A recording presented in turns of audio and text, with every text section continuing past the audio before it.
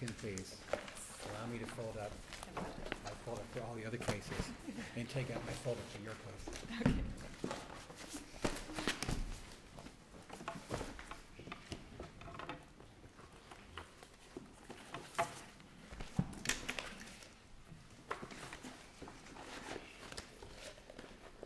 I guess you're so used to seeing people using electronics, and notice where mine stayed for most of the day. Have not been able to divorce myself from paper yet. With that being said, we are ready to begin, counsel. I'm not able to divorce myself from paper either. My name is Krista Norse. I'm here with Stuart Markman. We're of Kynes, Markman, and Fellman, and we represent the plaintiffs and appellants in this cause. If I could reserve 7 minutes, both for rebuttal and response to the cross-appeal. Thank you. This case began with a threat. The trial court found that the defendants went to the plaintiffs and they said, you're either going to take our offer, which would take control of your business, or, quote, we're going to take your doctors and we're going to take your company and we're going to go up the street and do it ourselves. And the defendants knew that this lawsuit would follow, but they didn't care. The trial court found they actually boasted. You might earn $20 million in damages in a lawsuit, but in the meantime, we'll earn over $200 million in profits. To them, this was a business decision. And the law on disgorgement damages is supposed to prevent exactly that result. But because the trial judge in this case misapprehended the law and misapplied it, the boast became real. In fact, it was probably conservative. The defendants did earn... Most of the disgorgement damage cases arise out of a securities and exchange type of decisional law, is that correct? A lot of the ones that have been cited do. But there are also cases involving this type of tortious conduct, stealing a business or any kind of business opportunity. The defense doesn't dispute that disgorgement damages were in fact an appropriate remedy in this case on appeal, nor could they. Disgorgement damages are specifically required when a defendant tortiously usurps a business opportunity, thus taking not only the value of the thing taken, but the ability to earn profits from it. So this was a quintessential disgorgement case. In pages after pages of findings, the trial court found that the defendants engaged in a series of misconduct, first to steal the business, then to tortiously interfere with any attempts by the plaintiffs to mitigate their damages by starting a new business. And that as a result, they were able to seize that first-to-market advantage that Spinal had for themselves, something that allows you to dominate the market. It's unusual to receive a 130-page trial court order, but as I read through it, and I'll limit it to my comments and nobody's else, I noticed the trial court spent extensive time with factual findings, identifying the law, and then reaching a result. Somewhere between the second and third step, I looked for the linkage. Did I miss it? I don't think so. I think Judge Scriven used to say that the most important part of the Iraq was the A, and that seems to be what's missing. So the court generally talks about the law on damages, on disgorgement damages, on business destruction damages, on lost profit damages, on out-of-pocket losses, and then does not apply that law to the facts that he found. On one damage, the trial court found the witness to be credible, $7 or $8 million worth of credibility, apparently, at least in part, and renders a verdict of $700,000, if I recall correctly. And the trial court doesn't tell us in that 130-page order how he reached that destination. Right. There's actually, in 130 pages, not one sentence that says, I find this measure of damages is appropriate. So the trial court never properly analyzes disgorgement damages. The trial court never properly, and whether they should be awarded here, and they should. The trial court never properly applies its findings of facts to business destruction damages, and it never, and it's out-of-pocket damages, as I think what you're referring to, Judge, where it says in one part of its order that it expressly finds that it generally accepts testimony that Spine suffered more than $6.8 million in simply out-of-pocket losses, and then 41 pages later attaches a chart that awards only $300,000 for those damages. And there's no explanation that anybody's been able to come up with in this appeal for that number. What is your view of what you ought to do with a disgorgement award when fewer than all of the defendants are found to be liable on a claim as to which disgorgement is awarded? And in particular, what I'm thinking about is the fiduciary duty claim, where I think only Dr. Bailey, or maybe it was Dr. Bailey and Mr. Perry, were determined to be liable You know, Right. what is the appropriate measure of disgorgement in that instance, since those defendants would not have reaped 100% Right. of the gains that you would determine to have Right. been ill-gotten? Right. So in this case, the plaintiff actually presented a gross measure of damages. The judge actually divided up 700 here, 350. Nobody argued that those damages could be divided up that way, and so the damages presented were a gross amount based on the misconduct. Disgorgement damages would be the full amount of the profits that the defendants reaped from that. And then the independent tort of conspiracy covered all of those defendants. So in this case, and then there was LSI, successor liability, et cetera. So I don't think there would be a division up there. And in any event, there did have to be disgorgement damages to begin with, which is really the problem we're facing here. So. Is the issue, and I don't mean to get away from disgorgement, I guess I can ask you that. You cited Mortolite. Right. That was an opinion, if I recall correctly, since I was on the panel, that Judge Covington authored, right? If I recall in the majority, Right. they said that the appellant sought it, but waived it down below or stipulated to a different measure. Right. So I don't know how Mortolite gets cited for the proposition that this court has accepted this measure of damages unless you are citing the well-reasoned concurrence that I wrote. Well, of course, we are citing your well-reasoned concurrence, and I think that that's just proof that in Florida, the law on disgorgement damages is consistent with the law in Pidcock and Janigan, et cetera. The law on disgorgement damages is that those damages are particularly appropriate in this kind of case, where you steal a business opportunity, you earn profits. And so the simple principle behind those damages are you should not be allowed to maintain the fruits of an obvious wrong.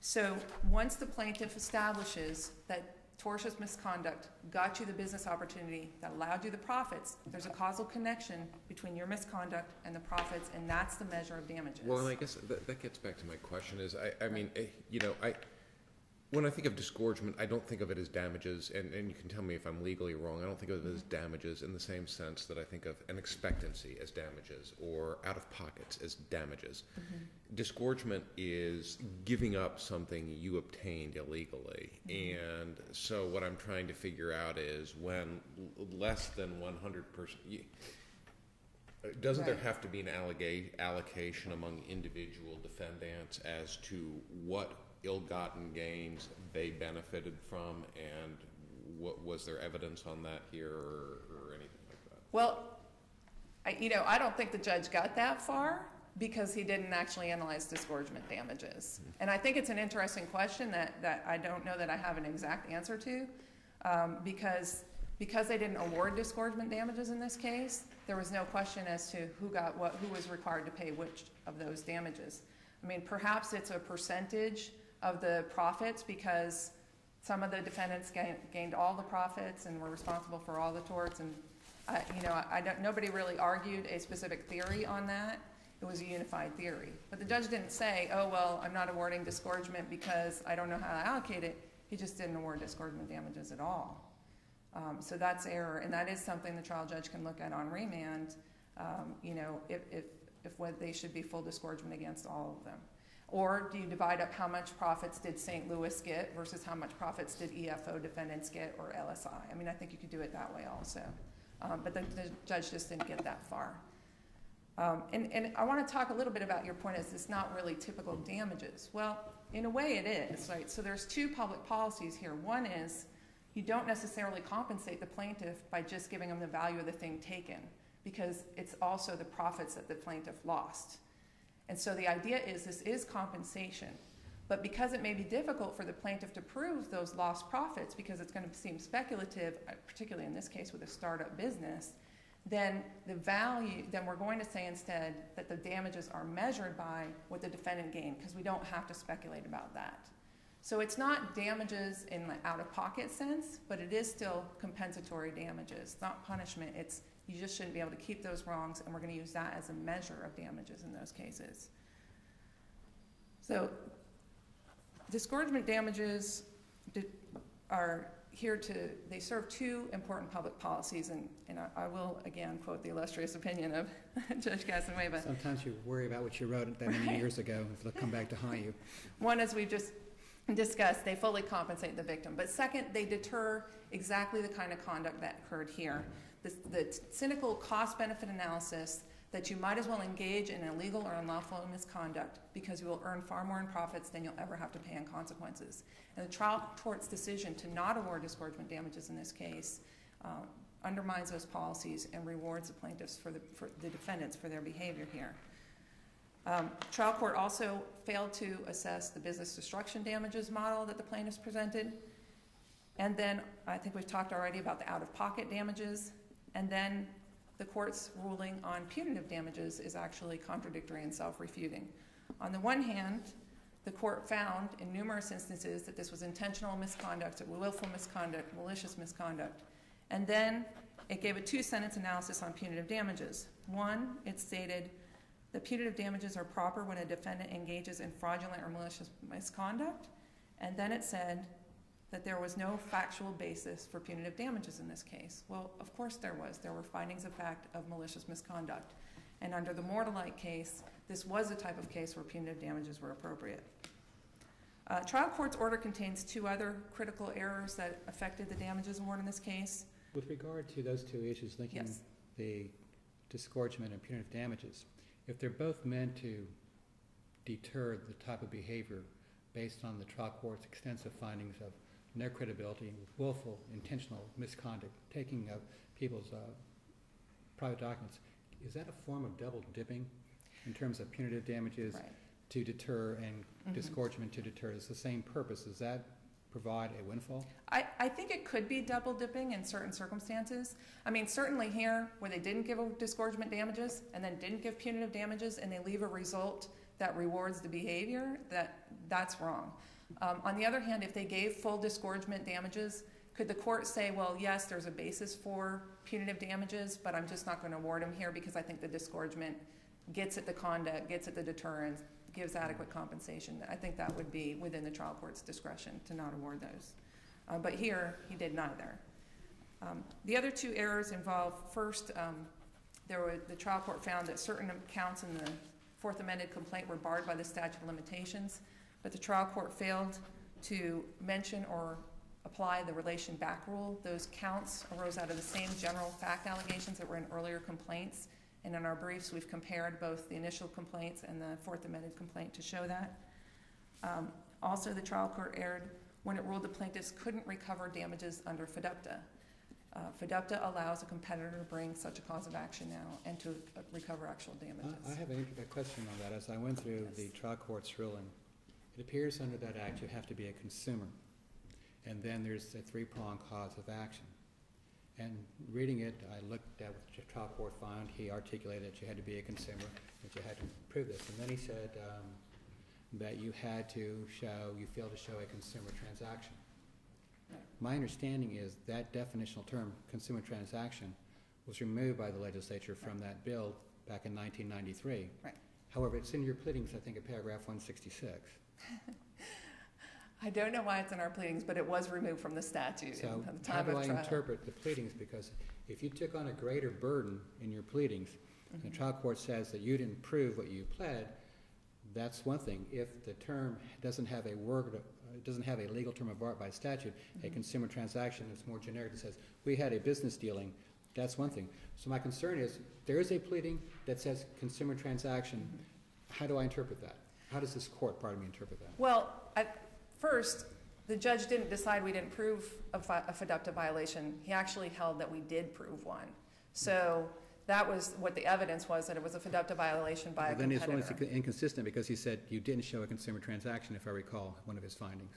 But go ahead. Go for Okay, it. I don't remember go that for it, finding, but because- I know he did make an express finding that they violated FDUPTA. And so I'm not sure how that jives with the pleading that you're talking about. 20,000 page record, so that's one page I must not have gotten on. But there was no objection that I know of at trial that we couldn't prove the FDUPTA violation by a competitor. And the case law now recognizes that the amendments to the statute that you're talking about allow a competitor to bring a FDUPTA violation. I understand. So damages under FDUPTA are required, and so because the trial court was relying on this outdated case law, that was an error of law. The trial court's damages award conflicts with the law and is irreconcilable with the many findings of facts. You are at your reservation of time Okay. since you wanted 7 minutes. All right, thank you. It rewards the defendants for their brazen misconduct, and it allows basically the same type of thing to happen to almost any promising startup business. The result that the defendants predicted in this case should not stand. That was the same result that motivated their misconduct, and the damages should be reversed and remanded for the trial judge to reconsider the damages or hold a new damages trial. Thank you.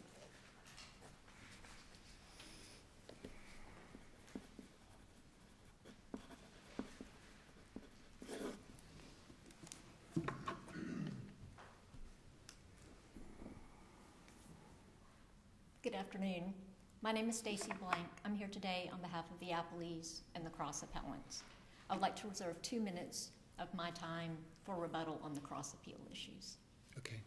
In fairness, I'm going to probably give them an extra minute, so you're going to have an extra minute to work on, because I was a minute late in telling counsel that they hit the 13-minute mark. I actually told them at 14, so in the interest of fair play, you're going to have an extra minute as well. Okay, thanks so much.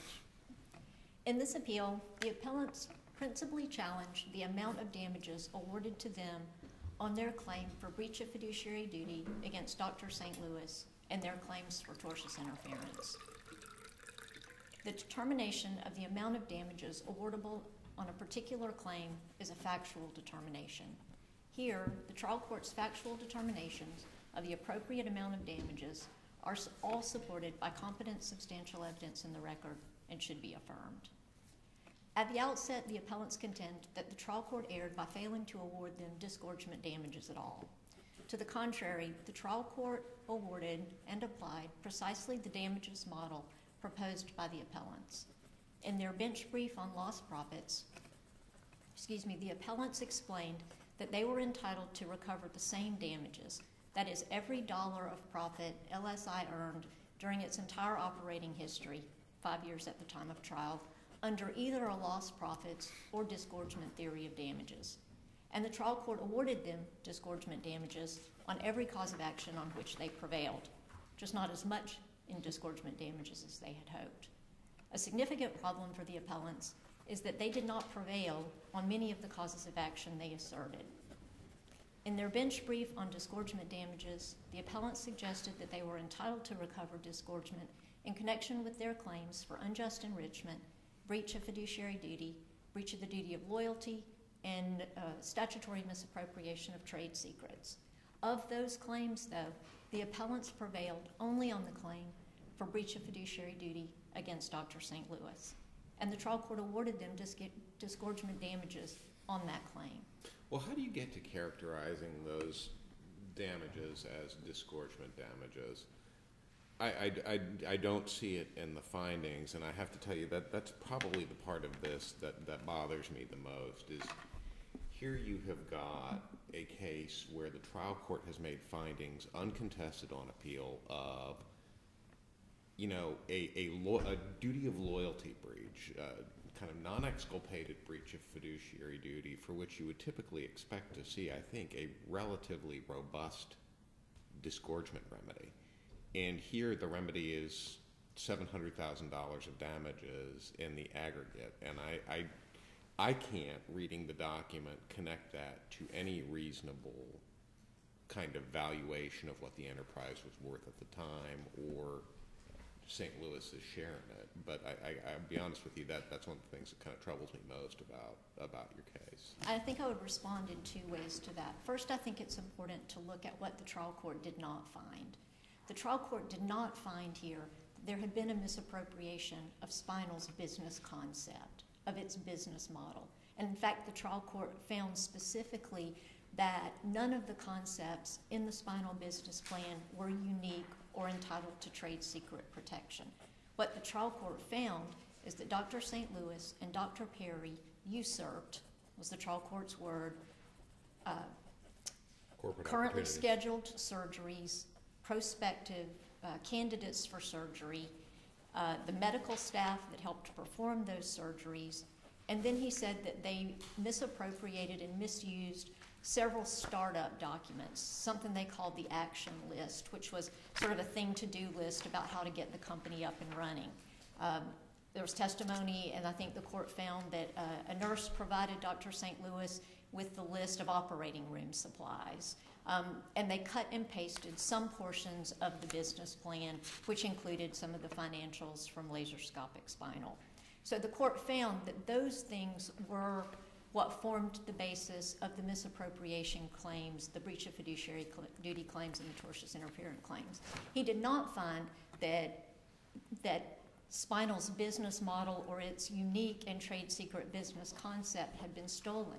In fact, he noted that many of the portions of the business plan had themselves been taken from the publicly posted information for publicly traded companies, one named MISC and another named Pain Care, that many portions of Spinal's business plan had been lifted from those publicly available documents. He also found that a lot of the concepts that appeared in the Spinal business plan had been ideas that Dr. St. Louis had for years before he met Mr. Bailey. He noted specifically that the idea of having a surgery center that was owned by the physicians was not unique.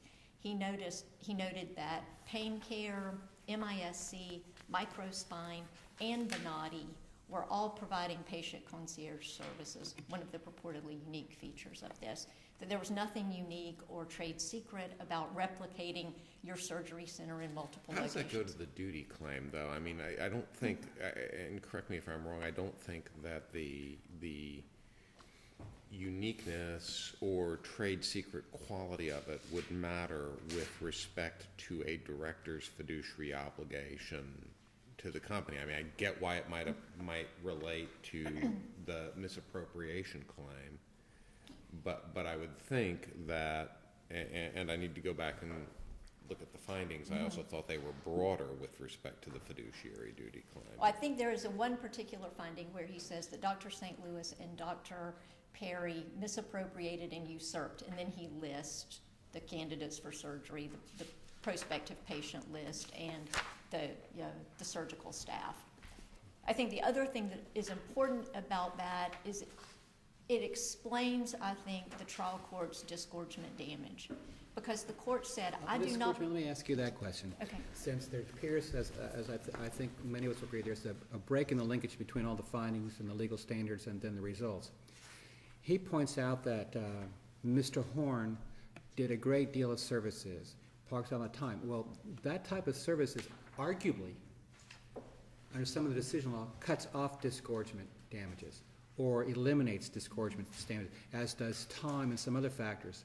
How can we tell from the trial judge's written order, because he put it there for a reason, and I guess I don't know what the reason is, but is that to tell me that he didn't use disgorgement damages? Or do you interpret that despite that finding, he did use disgorgement damages? Because frankly, I was a bit perplexed. I think he did use disgorgement damages. I think he rejected the appellant's argument that the measure of disgorgement should be every dollar of LSI's profits for its entire operating history. What he found is that the improprieties that the appellees engaged in gave them an improper head start. They got an advantage because they got a head start in getting LSI up and running, and he awarded them, as their disgorgement damages, the profits that they enjoyed as a result of that head start. For what period of time did he award the profits? It looks like to me he made specific findings that LSI had a 1-month advantage with respect to the startup. If you look at the findings on the timing, it took Spinal about 6 months to get up and running to perform its first surgery after Dr. St. Louis left Bonati. If you look at the same timeline, Mr. Bailey rejected EFO's offer on October 29th, and LSI performed its first surgery the following March. So that's about 5 months. So he found that there was a 1-month head start there. He similarly found with respect to the tortious interference. It's actually more than a 1-month head start, wouldn't it be? Because Dr. St. Louis's, by all the findings and record, his surgical procedure is unique. So the replacement brought in is performing surgeries at a lesser standard than his innovative new standard. So is that really a 1-month startup? I mean, there's not much of a difference. You were saying, basically, and I'm going to exaggerate my analogy, they're running with a Porsche, and they're going back to use a 6-cylinder Chevrolet. Well, It's not the same. It may have been 1 month in time, but in terms of what they were doing were substantially different, were they not? well, I think that raises one of the fundamental problems with the appellant's argument in this case, and that is it appropriate to award disgorgement damages of every dollar of LSI's profit, without end that we see at least? I was concerned too, because the judge is not telling me about time, is not telling me whether or not Mr. Horn's extraordinary services exceed compensation, because there's that phraseology in one of the opinions. There's business model language in some of the court cases that talk about cutoff disgorgement. And part of my concern is if I'm to perform an appellate role, I'm supposed to understand how he reached a number, and I'm concerned either to your detriment, I can't make that decision because I don't know how. Well, I think the one thing that we know is he rejected the only evidence that was offered by the appellants on this. They essentially made the tactical decision to engage in baseball arbitration. Their expert opined, we get every dollar of LSI's profits, or we haven't given you a compromise position. And so the court was in the difficult position, I think, of having to examine the evidence himself and come up with a compromise award with respect to disgorgement. And that's what he did. I believe it's supported by competent substantial evidence in the record. If it is not, and if the court believes there is no evidence in the record, then the court should reverse the decision and enter judgment in favor of the appellees. The appellants are not entitled to get a second chance to revisit their tactical decision on baseball arbitration and say, well, if you don't like Mr. Fernandez's damages figure, and if the appellees were successful in rebutting the presumption that we argued supported the award of disgorgement, we didn't have anything for you the first go around, but give us another chance. It's clear to me from the court's findings that he found that the appellees had rebutted the presumption.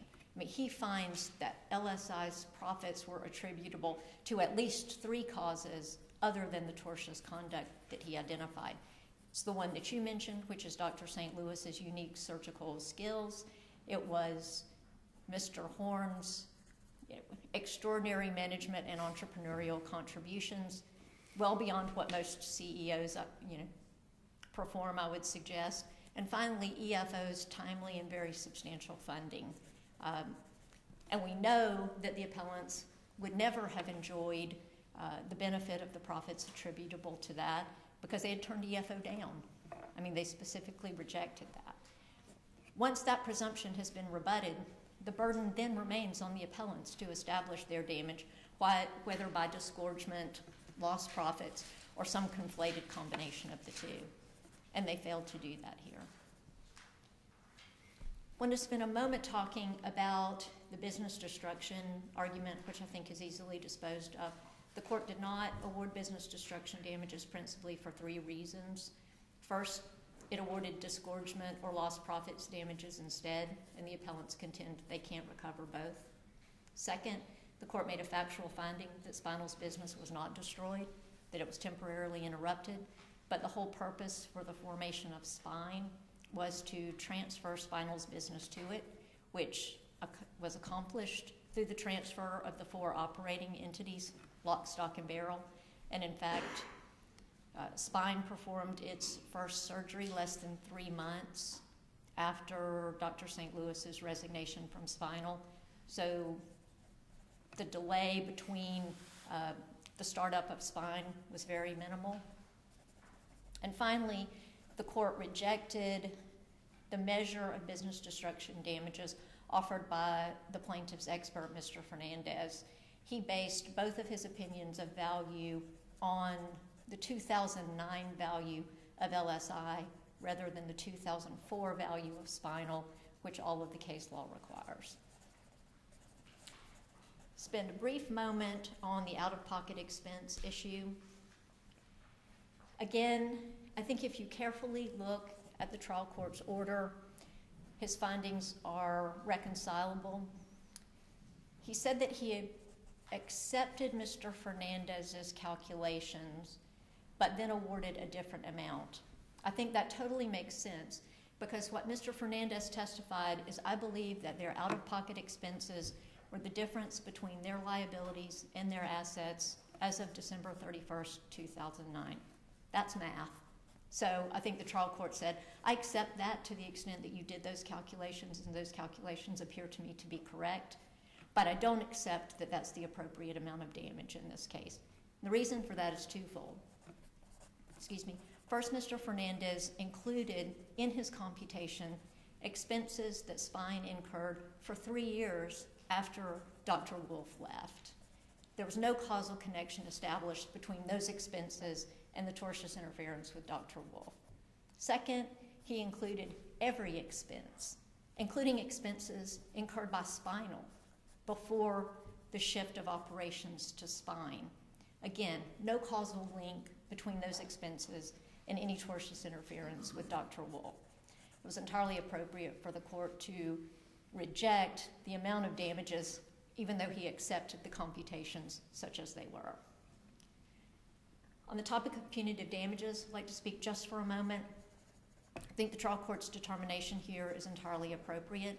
A plaintiff has no right to an award of punitive damages, even if the evidence would support such an award. And in fact, the Florida Supreme Court's cases are clear on this. It's entirely within the authority of the fact finder to determine whether to award punitive damages, and if so, in what amount.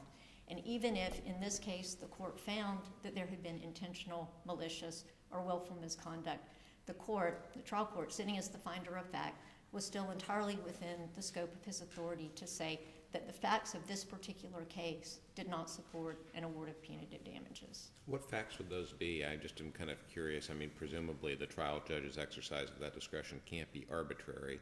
So what facets of this case, given the findings of willful and intentional breaches of duty, would justify just a wholesale declination on punitives? I mean, I think that is part and parcel of the court's decision in this case. I mean, the court was in the position to hear all of the evidence. He weighed the credibility of the witnesses, and he made some findings of fact that, identified inappropriate conduct by the appellees, and he was very direct about that. At the same time, he was in the position to weigh the severity of those, and he did that in 2 ways. He did that with respect to both the breadth and the scope of the damages award that he entered, as well as his determination that the particular conduct in this case, that is the misappropriation of the patient list, the fact that they talked to the medical staff and they paid them to not work, while they got their center up and running, that inappropriate conduct. Certainly it was, but the trial court was in the best position to weigh that. And that's what the finder of fact always does, and determines whether or not, given the particular facts of this case, the fact finder believed that the conduct was sufficiently, whatever the language is in the Supreme Court case, oppressive and malignant, that it required an imposition of punitive damages. And the court clearly rejected that. I mean, he was in the best position of all to understand what the facts were in this case. For the business world, wouldn't it be rather malignant to hire someone with confidential information and then have them pilfer it and start a competing business? It seems that would meet the terminology of malignant in some other terms.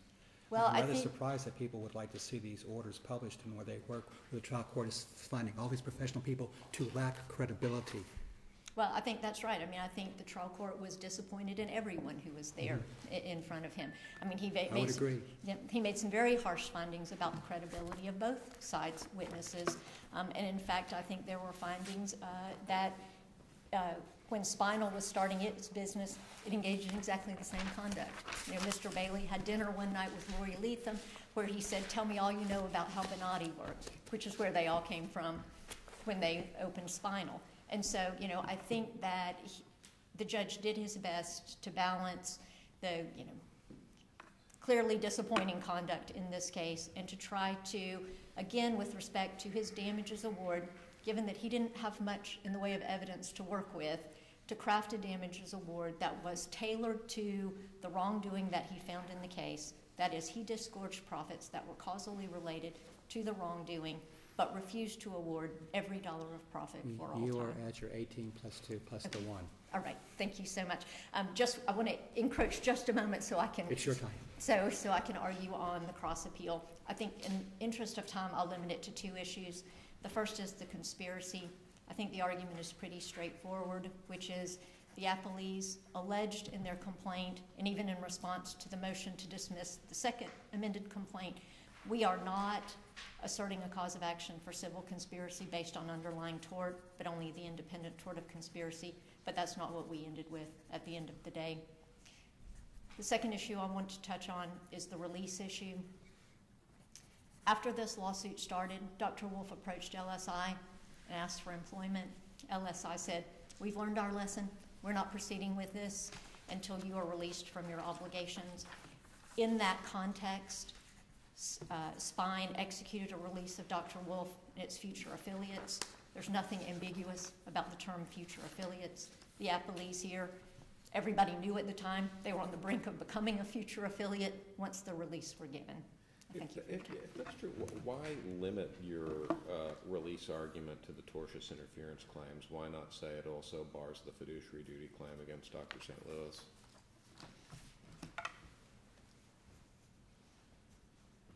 I agree. I agree. I'm not saying I agree, I'm just asking the question. I think that the thinking on that is that it is, I don't know. I think it should. I mean, I think it should. I think it certainly would be within the scope of claims that were released. Dr. St. Louis became an affiliate. They work at the same place. You know, they are shareholders in the same entity. And so I think that they could be categorized as future affiliates. Thank you.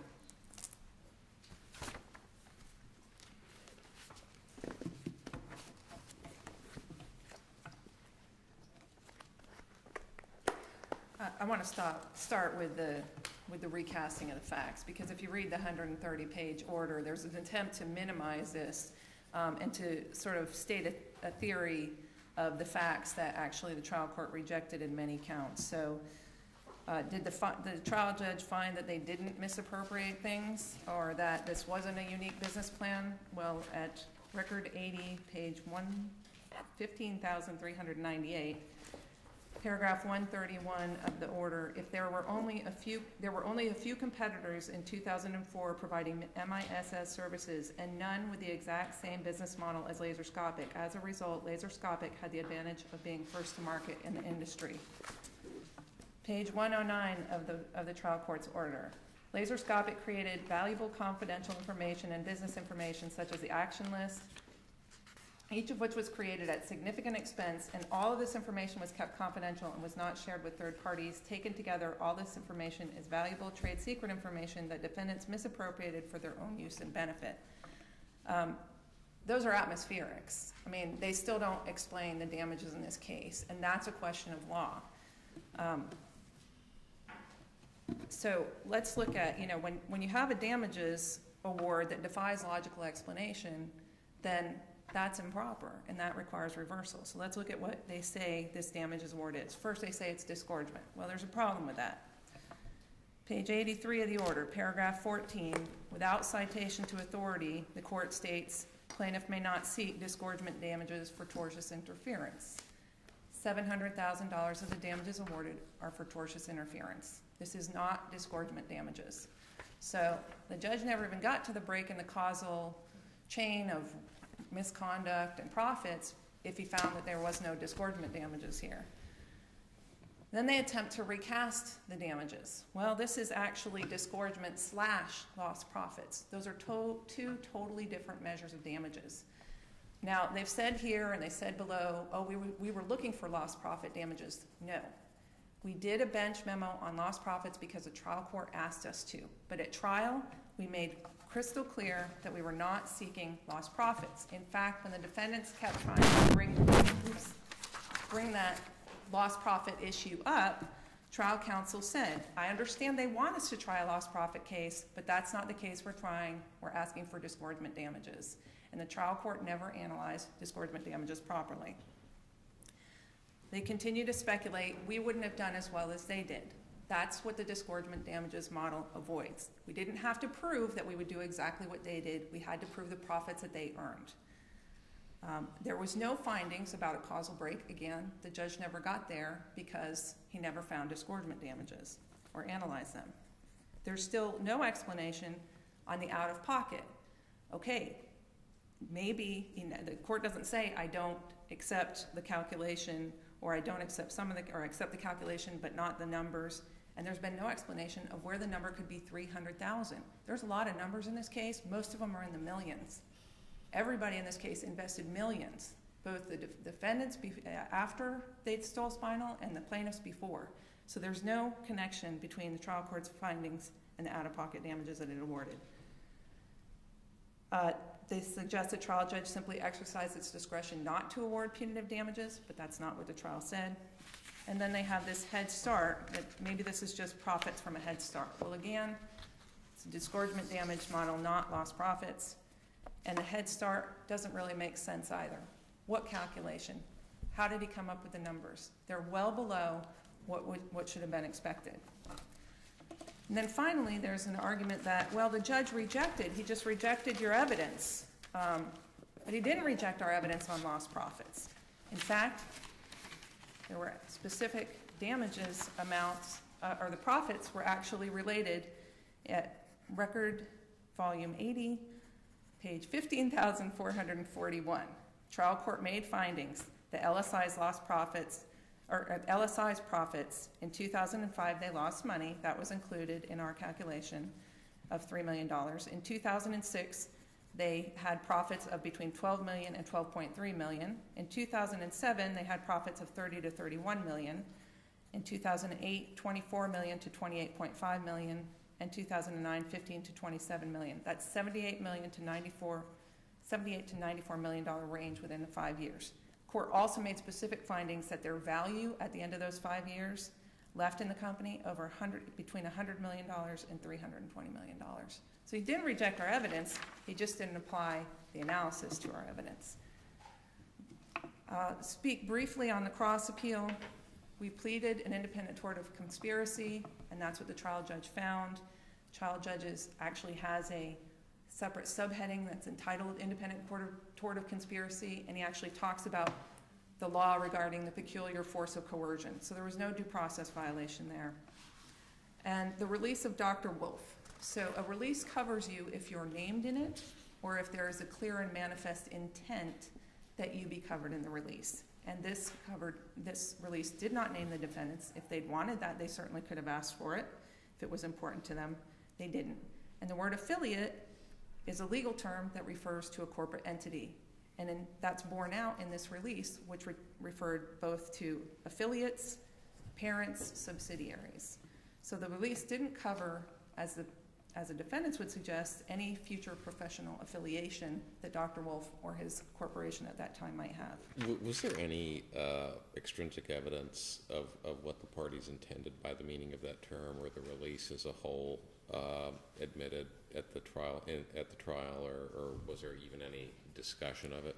I think what counsel has just related to you was something that was presented by their side as evidence. Mm-hmm. It's not clear that the judge got that far, because that would have been parole evidence, and if the release is clear, then what their intent was doesn't really matter. The trial court's order, which rewards the defendants for the very behavior, it spent over 100 pages chastising, should not stand. The damages should be remanded. Because this was a judge trial, that should be either with instructions to properly analyze the disgorgement damages requested, the other alternatives, or alternatively to hold a new damages trial if that's required. Thank you.